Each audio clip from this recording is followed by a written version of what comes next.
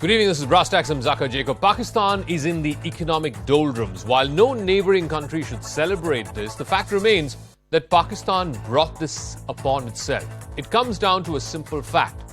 If you have a military-industrial complex that uses jihadis as an instrument of state power and spends tens of billions of dollars on constructing that, both against India and against Afghanistan, at some point it is going to come back to bite you.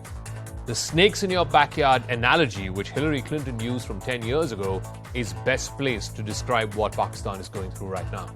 But the question is Pakistan learning the right lessons even today? 10 years after that comment was made and 20 years since the war on terror began, because look at what is happening right now between Afghanistan and Pakistan on their border right now. And it seems like the current government, much like its predecessors, from General Musharraf to Nawaz Sharif to the PPP regime, and of course now Shahbaz Sharif, the younger brother of Nawaz Sharif, none of them seem to have learned the most important lesson of all. That is, terror cannot be an instrument of state policy.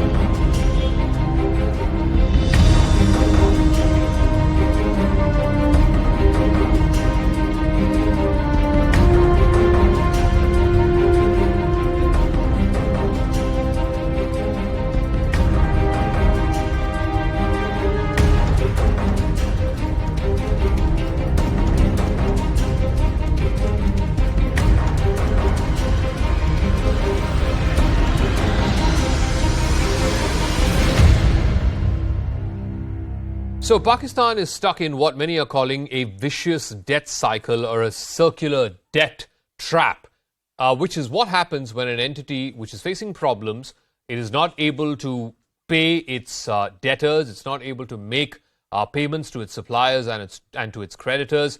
First, let's break down what was this circular debt management plan that Pakistan came up with, which the International Monetary Fund and their representatives who are currently in Pakistan rejected. Pakistan called for an increase in the circular debt to the tune of 950 billion Pakistani rupees for the current fiscal year, as against an earlier projection of 1.5 billion. Now, the government made a case for needing an additional subsidy of 675 billion Pakistani rupees, despite increasing the power tariff. Pakistan had increased the power tariff in the range of 7 Pakistani rupees per unit for the first 2 quarters of 2023 and 1.64 Pakistani rupees for the third quarter, which was from June to August. But the IMF has questioned this on how the Pakistan government calculated this additional subsidy requirement. It has asked the government to raise the power tariff to 11 to 12 rupees 50 paise per unit so that the requirement of additional subsidy can be reduced by half. Now, the IMF's review mission arrived in Islamabad earlier this week as Pakistan is looking to unlock a $7 billion bailout that has been stalled since November. Now that the IMF has called Pakistan's circular debt management plan unrealistic, the Pakistan government will make changes to that policy to try and restrict losses, particularly in the power sector. The IMF and Pakistan's defense ministry will also have to work out a gap on the fiscal front, after which different additional tax measures will be finalized in an upcoming mini budget. Right now, Pakistan has less than $3.2 billion in its foreign exchange reserves. That means it has just about enough money to cover 3 weeks of imports. After that, it is broke. The country has stopped issuing letters of credit, except for essential items like food and medicines and so on. Pakistan's debt to GDP ratio currently is 70%. So Pakistan's economy has taken one hit after another in the last few months. It started with the unprecedented torrential rains that happened, the floods of last year, particularly in Sindh and other parts of southern Pakistan, and then vast swathes of fields which were underwater, wiping out more than 8 million acres of crops. That caused a loss of $30 billion at the very least. The floods, in turn, triggered an acute wheat shortage.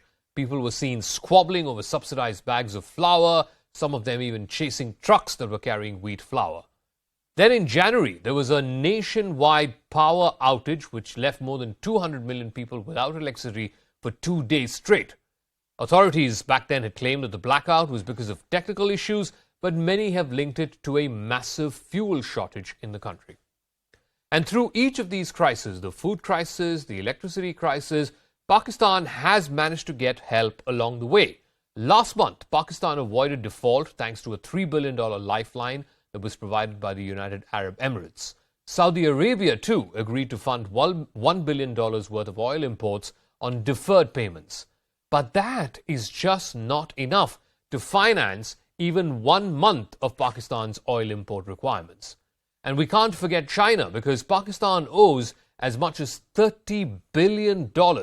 That is about 30% of the entire external debt of Pakistan owed to one single country, and that happens to be China. In fact, Pakistan's debt to China is 3 times more than the debt that it owes to the IMF, and it is greater than the borrowings from the World Bank and the Asian Development Bank put together. While the China-Pakistan Economic Corridor, the CPEC, has helped improve Pakistan's infrastructure, it has taken the country's finances to the cleaners.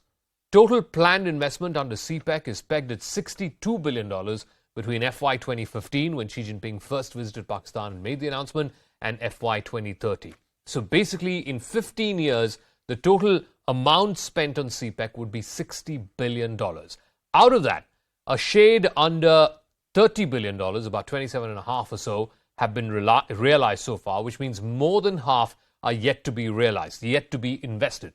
Pakistan's also expanded its electricity generation capacity under CPEC, but now it is unable to make the payments that are required to keep this electricity supply going to independent Chinese power producers. So to try and make up for the shortfall, Pakistan has approached the IMF. There's currently a team of the IMF that's going to be there till early February. 23 times since 1958, Pakistan has approached the IMF. That in itself is a record. No other country in the history of the International Monetary Fund has approached it for monetary help, for financial aid, as many times as Pakistan has done. Pakistan has secured a $6.5 billion loan from the IMF. This was in 2019. The financial institution also gave a country of $3.9 billion till August of last year.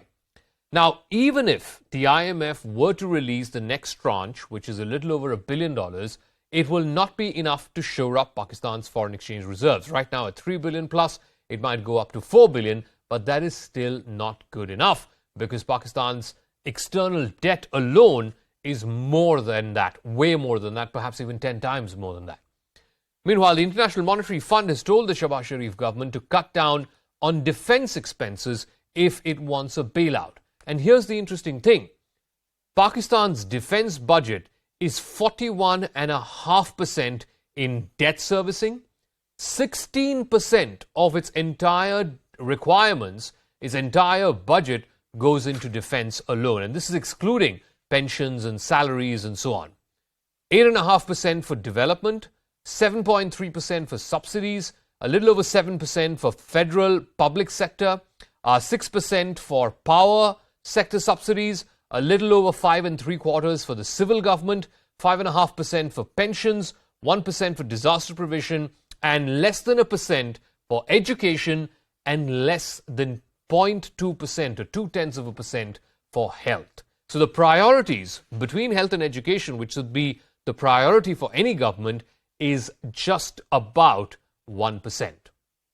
Caught between the IMF's demands and the Chinese debt trap, is Pakistan going to be the country that goes the Sri Lanka way, the latest in South Asia to do so?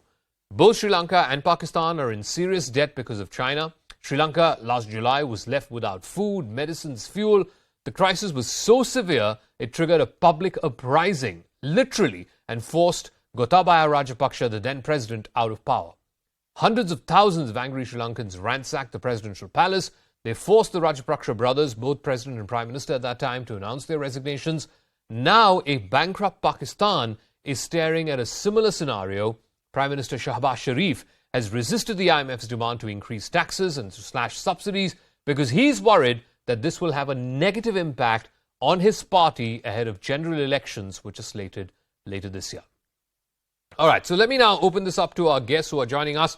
Parthasarthy is former Indian High Commissioner to Pakistan, Professor Brahma Chellaney, strategic affairs expert. Raymond Vickery is a senior associate at the Center for Strategic and International Studies. Qamar, cheema, strategic and political analyst, and Abdul S Yaqoob is a senior leader of the Pakistan Tehreek-e-Insaf. Parthasarthy, let me start with you first. Right now, Pakistan's foreign exchange reserves, and I said this at the top, no neighboring country should rejoice at the kind of pain that Pakistan is going through right now.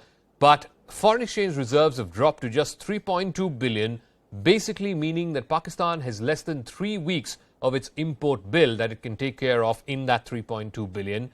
Even if the IMF team, which is right now in Pakistan, were to reach a deal for the next tranche of $1.1 billion, that money is probably going to take anywhere between 4 to 6 weeks to reach Pakistan. So the next month and a half is absolutely critical. Pakistan could go the Sri Lanka way, could it? Now, let me put it this way. Pakistan will have to realize, I'm sorry to be crude, but beggars can't be choosers. And that's precisely the way the international banks, the Western world, which otherwise has some fancy for the Pakistanis, and even the Chinese. Everybody has been telling them, you get your thing first sorted out with the IMF. Now, Pakistan cannot please even the IMF. And all that, Shahbaz Sharif's efforts traveling all around the world, all he could secure was a $9.7 billion commitment, out of which, even China is not willing to pay out for till Pakistan falls in line. Pakistan is showing no desire to fall in line. In fact, the finance minister, Ishaq Dar, has been now talking about raising another $2 billion from the diaspora. But the diaspora is now getting money in Hawala. Why should they go by this route? They have tracked themselves into something bad. I think I would hate to see people in Pakistan starving or whatnot. All right, I'll come back to Parthasarthy. We'll try and fix that audio link with him. But let me ask Professor Brahma Chellaney. China happens to be Pakistan's largest bilateral creditor to the tune of $30 billion in total debt. That alone is 30%, 1/3 of Pakistan's total entire external official debt. Pakistan owes over $1 billion to Chinese IPPs for power purchases. Last December, the government agreed to repay this debt in installments. But in a move that could potentially and has displeased the IMF, in August last year, it renegotiated with the Chinese for those power agreements. But once again, whether it is Sri Lanka, whether it is Nepal, whether it is now Pakistan, it goes on to show to you, Professor Brahma Chellaney, just how much these Chinese debt traps or the financing of these massive infrastructure projects is actually a trap for many of these smaller countries, like Pakistan is now discovering and Sri Lanka did last year. They are simply not able to service just the debt component, forget about paying back the principal component. You're absolutely right. But for this Belt and Road Initiative, of which CPEC is a major component, Pakistan wouldn't be in this mess. Pakistan is ensnared in a self-made debt trap. It's a debt trap largely of China's making. The Chinese come in, they offer easy finance, they promise to build major infrastructure projects. And that's how they lure countries to join the BRI. And we're seeing from Zambia in Africa to Sri Lanka to Cambodia to a number of other countries, how weak, vulnerable countries today are trapped in Chinese debt. Yeah. Now, the IMF is insisting on correcting structural imbalances in the Pakistani economy.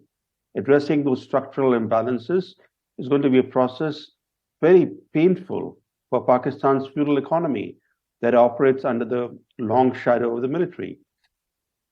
And going back to what you said, the specter of Pakistan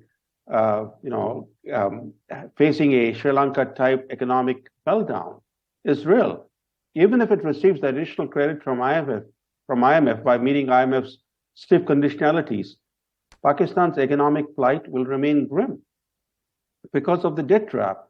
But there's a bigger issue that centers on Pakistan, given the fact that Pakistan's economic plight provides leverage to the international community, to the creditor nations, whether it's the US, whether it's Saudi Arabia, UAE, to correct, to reform Pakistani state, to reform Pakistan's behavior. And yet we have seen time and again since last year that these important players have failed to take advantage of Pakistan's desperate need for international bailout to compel Pakistan to sever its links with state-backed terrorist groups. The Biden administration is a good example. Okay. It helped Pakistan last year secure an IMF bailout and then immediately unveiled a $450 million deal to modernize that bankrupt nation's F-16 fleet in order to make it more lethal against India. Look at the irony of it. On one hand, India is a very close partner of the United States. On the other hand, the Biden administration, instead of using the leverage to force Pakistan to sever its ties with terrorist groups, actually rewards Pakistan both by securing an IMF bailout for Pakistan and agreeing to modernize that country's F-16 fleet. No, and so if you're not going to use the leverage against precisely Pakistan, the problem, how do we expect Pakistan to reform itself? One of the conditions that the military? One of the conditions that the IMF team has laid down today in their discussions with Pakistan, and I want to ask Qamar this, is how can a poor country, a small country, admittedly, it's not in the top 10 in economies in the world, how can it have 20% of its GDP as part of its defense budget? You cannot justify 1 out of every 5 Pakistani rupees that's generated in that country going to just keeping the army, paying its bills, paying its weaponries, pensions, salaries, whatever it is. But, I mean, even big countries, China, India, it's in single digits as a percentage of GDP, their defense budget. Pakistan, a much smaller country with a much smaller economy, affords something like 20% of its GDP to just the defense forces. And the IMF today has said that is not on. You need to cut down your defense budget. Why does a small country need such a large army and such large amounts of money to service its army? Well, I think there are a few answers to this. First of all, this is the prerogative of the people of the country that what they decide. Do they want to spend much money on defense or not? So this money on defense is being spent and the parliament of the Pakistan has approved that. So it is the people of the Pakistan who have the representatives in the Pakistan's National Assembly and in the upper house, in the Senate, and they decide every year one thing. Qamar, let's be honest about it tonight. If you were to put that on a referendum to the people of Pakistan, who are running behind trucks for wheat, who have been through 48 hours of blackout, 200 million people have been through 48 hours of blackout, are you seriously telling me if those same people are asked whether 20% of all their money should go to the army, they will say yes?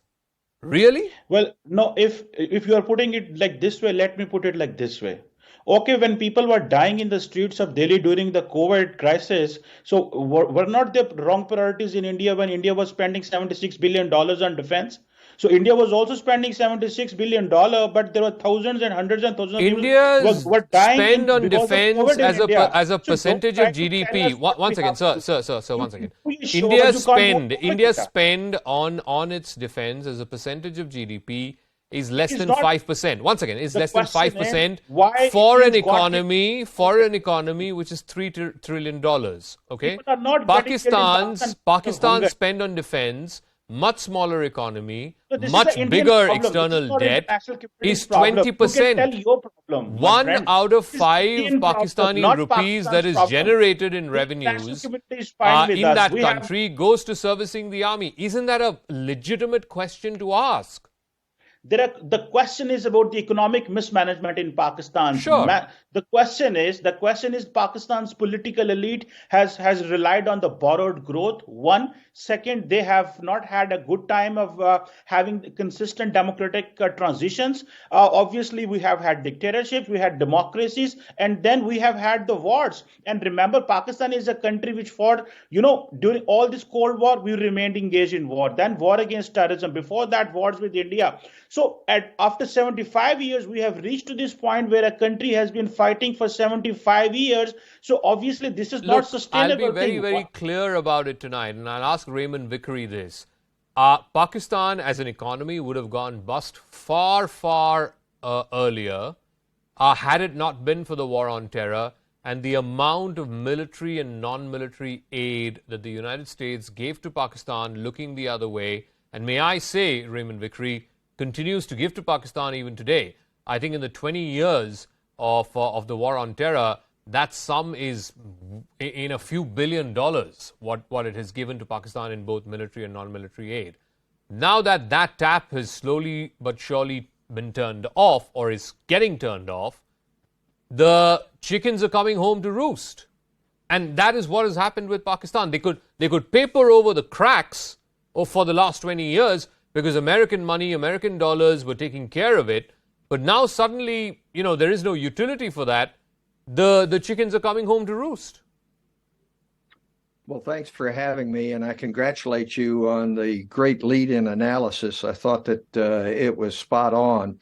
There are a lot of chickens coming home to roost, and it's in no one's interest to see a failed state in Pakistan, allowing the Pakistan Taliban to run rampant and create further chaos. I think the United States and India have a role to play here. An essential lesson here is the debt trap, as you've indicated, from China. I have long advocated that the United States and India need to join together to provide a counterweight in terms of the Belt and Road, so-called Belt and Road Initiative, which has been the instrument of perpetrating this debt trap in Sri Lanka, Pakistan, Nepal, and it'll happen in Africa and across the global South. What we need to be able to do is to get Pakistan to get its house in order and come to its senses. I think of the early 90s when I was Assistant Secretary of Commerce, and India's problem in terms of having enough foreign exchange only for a couple of weeks. Yeah. Now, India took the steps to modernize its economy, do away with the economic Raj top down. Pakistan is going to have to do the same thing, but it's not enough to rejoice in mistakes of the past. It's not enough to say that it's somebody else's problem. In fact, it is our problem. And we need to be able to move forward together to be able to have a Pakistan which is a positive force rather than the cesspool that it is right now in Raymond terms Vickery, of its economy. I don't disagree with you. The only point of disagreement is accountability needs to be fixed. I mean, if a certain policy has been followed by the military political elite in that country for the last 20 years, cutting across political lines, may I say, and that's landed them in this mess, then somebody needs to hold that political military elite to account. Let me ask Abdul S Yaqoob, who's a senior leader of the Pakistan Tehreek-e-Insaf. The central bank chief of Pakistan, this is not an Indian assessment or an American assessment. This is the central bank chief of Pakistan who's admitted that Pakistan will have to repay $8 billion over the next 5 months. And admittedly, 5 out of those $8 billion could potentially be rolled over. But Pakistan still has the daunting task of having to pay at least $3 billion to meet its external debt obligations. at a time when its foreign exchange reserves are just a little over 3 billion. I mean, you need that foreign exchange reserve to import petroleum, of course, like India. Pakistan too is a majority oil importer, food, medicines, other essential items. You cannot have this unsustainable position where you have to pay $3 billion of servicing your debt over the next 5 months, and yet you only have $3 billion in your kitty, in your bank account, as it were. Zaka, the current economic model of the Pakistan, or the current the way we deal the economy, I mean, this is not a sustainable model in my opinion. I mean, Pakistan is facing these two crucial economic challenges. One is the balance of payment, and second is the circular debt. Since its inception, during these 75 years, there were only 3 years that during that 3 years we didn't face the problem of this balance of payment. Currently, the situation is, I mean, Pakistan is at the brink of economic collapse. And I mean, what if we averted this default? I mean, let's say Pakistan currently the circular debt is, I mean, the circular debt is hovering around 5 trillion rupees. So what if we we successfully negotiate IMF and we get the 1.1 billion dollars? What would be the next? No, but Mr. Yaqoob, I'm sorry I'm bringing this up. Mr. Yaqoob, you know, when your party, the PTI, was ruling in Pakistan for the 3.5 years or almost 4 years that it ruled, that is when the debt of Pakistan, the external debt, as well as its budget deficit, almost skyrocketed. So from 2018 onwards, when the PTI came to power, it tried to reduce the current account deficit, but the fiscal deficit, so the 4 years that the PTI was in power, tax to GDP fell significantly, the largest budget deficits in the history of Pakistan. In fact, 78%, that is more than 3/4 of all of Pakistan's debt in the 70 plus years that it's been an independent and free country, 3/4 of its debt was accumulated in the 4 years that your party was in power. Where is the accountability for that? Well, Zaka, what I am saying is the government comes, the government goes. But this economic challenges stays. I mean, the current account deficit, the fiscal deficit, the balance of payment issue, the circular debt, they are always there. That's why I'm saying that this current approach towards the economy is not sustainable. We have to take the unprecedented measures. I mean, we have to. I mean, I believe that we must cut the defense budget up to the 20%. Otherwise, we have to reform. We have to bring the reforms. The true reforms in the economy. Otherwise, this model is not sustainable. Okay, let me ask you, Parthasarthy. Mr. Yaqoob has sort of dismissed that by saying, you know, political parties come and go, governments come and go. While that may be the case, look, at the end of the day, I don't think any political party is better than the other in Pakistan. But, you know, the PTI bloated the budgets of Pakistan in a way that it finds itself in the sinkhole right now. Forget about, you know, accountability for what it did in the 4 years that it was in power.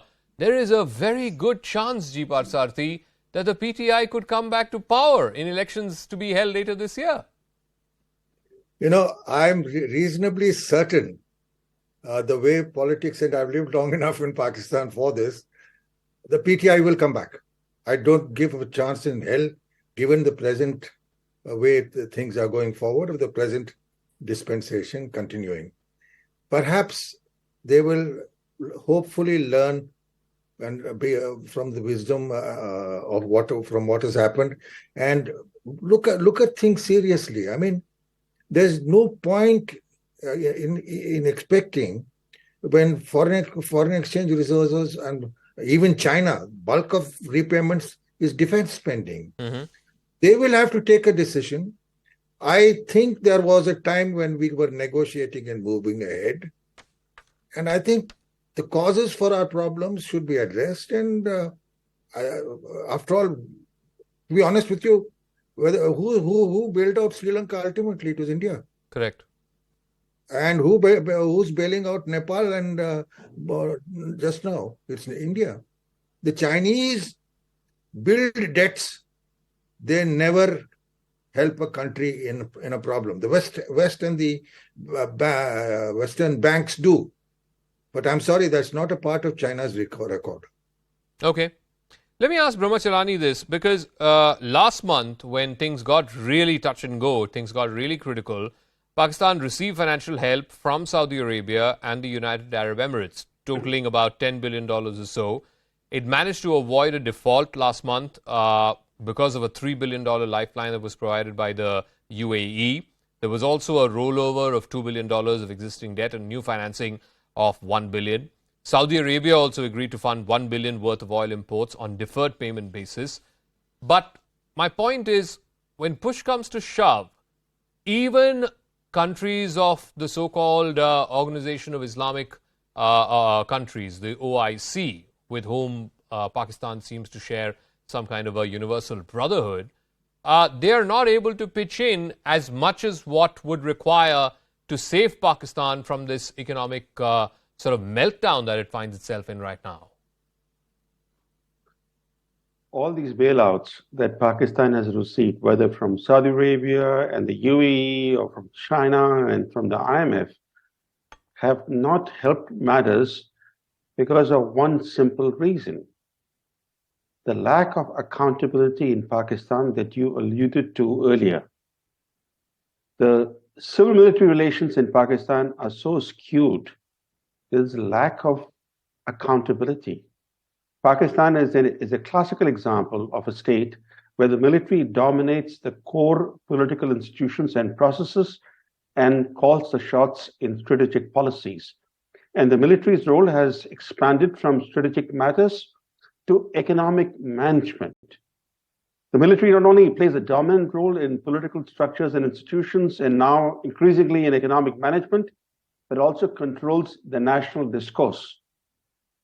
So there is no accountability in Pakistan.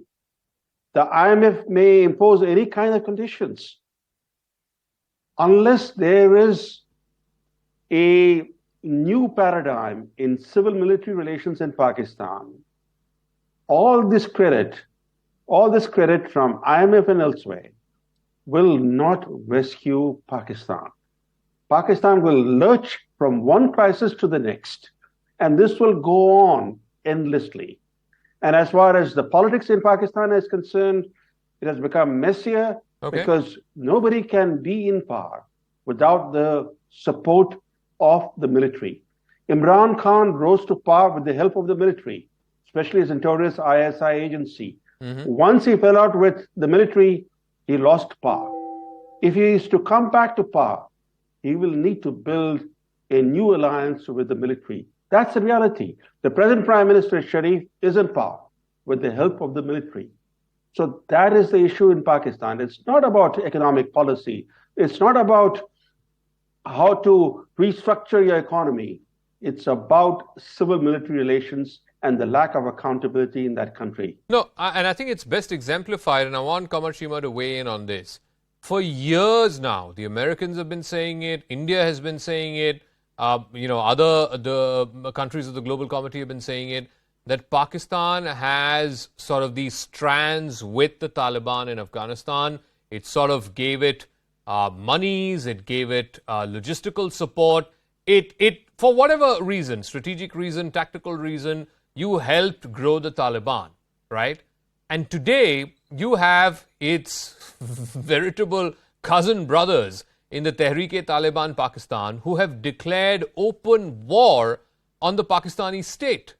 Look at what is happening on the border between Pakistan and Afghanistan right now. Look at what happened in Peshawar a few days ago, the mosque attack. This is a creation of the military-industrial complex in Pakistan.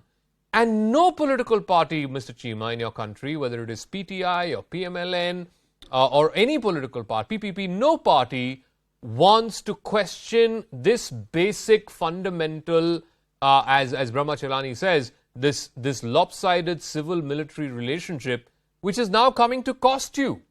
100 Pakistanis died in that attack in Peshawar. Not Indians, not Afghans. I think, very unfortunately, in the last 50 years, starting from the Russian invasion in Afghanistan, the discourse in Pakistan heavily remained dominant. And regarding Afghanistan, we have been talking, engaging, either politically, militarily, economically, religiously. So this connection with Afghanistan is one of the reason of the present situation in Pakistan. And we kept going inside Afghanistan while the world was leaving Afghanistan, and we had no reality what is going to be the outcome. So once we used the Taliban as a leverage to engage with the Americans, and now the Taliban are using TTP as a leverage to engage with us. So I think of Pakistan's Afghanistan policy has backfired because we didn't look at it from a Mr. different Cheema, lens. you're not answering a very simple question. Whose creation is this TTP? It didn't sort of burst out from the heavens, right? Who created the TTP? Let me be blunt on that. When it comes to the TTP, obviously these are the splinter groups, and then they're always supported by the foreign elements. India has also been financing and supporting TTP along with the regional partners, and that is the reality. Mr. Cheema, I mean well, right? I believe it is in Pakistan and India's interest that we have a normal bilateral relationship. I have nothing against Pakistan or Pakistanis, but when you deny reality to say, oh, India has been funding TTP and India is behind TTP, obviously. I mean, come on, let's wake up and smell the coffee, Mr. Cheema. We are smelling the coffee. 100 of your fellow citizens were killed in a mosque attack in Peshawar, ostensibly by this group. And who is making statements in support of this group? I mean, just look across the Durand line.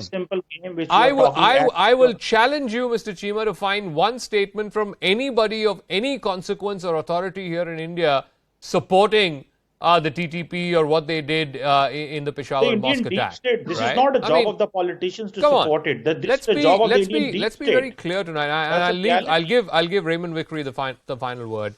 Again, the Biden administration, at least the view here in India is that the Biden administration has not been hard enough on Pakistan.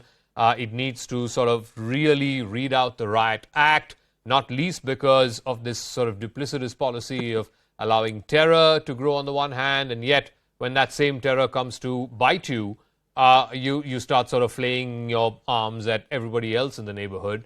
But fact of the matter is, no one wants Pakistan to collapse. And I don't think this is now in the hands of the United States or India. It really is in the hands of China. And if China so chooses, it can give sort of extensions or some kind of allowance on the debt that Pakistan owes that country. But from evidence that we have seen in Sri Lanka or in other countries, that's not how the Chinese operate. Well, I don't think it's any question that's not how the Chinese operate. They operate to try to extend imperial China, and to rely on them is a figment of somebody's imagination. That's not going to happen. The way forward here is that, at least in the short run, the IMF standards have to be met. As one of your guests said, beggars can't be choosy. That has to be done, but it has to be coupled, as you say, with a stronger U.S. policy and, quite frankly, a more cooperative Indian policy in the entire neighborhood. India needs to step up, and the U.S. is willing to partner in this all across South Asia. And it's not enough just to say, look at how bad those people are, and it's going down the tubes, because the results of this collapse in Pakistan are really not in India's interest, not in the U.S. interest, not in the world interest. I can't argue with that. I think if we have a neighbor who financially collapses, that's not in our interest. That's the worst thing that can happen to India. So I think it is in India's interest to make sure that Pakistan is afloat financially. But at some level, I think forget about what India wants, what the United States wants. I think the people of Pakistan, what they want is accountability for this failed policy of running with the hares and hunting with the hounds, which they've managed to do in this military political complex, which has managed to do for the last 30, 40 years, somebody needs to stand up and question that. All right, I'm going to take a break. I want to thank all our guests. I'm going to take a quick break. When we come back right on the other side, it's an exclusive conversation here on CNN News 18 with top U.S. diplomat Victoria Nuland, who is the Undersecretary of State for Political Affairs. She now has a new American take on India buying Russian oil. When the start of this war, India was importing less than 1% of its oil requirements from Russia. Today, Russia is India's largest oil supplier.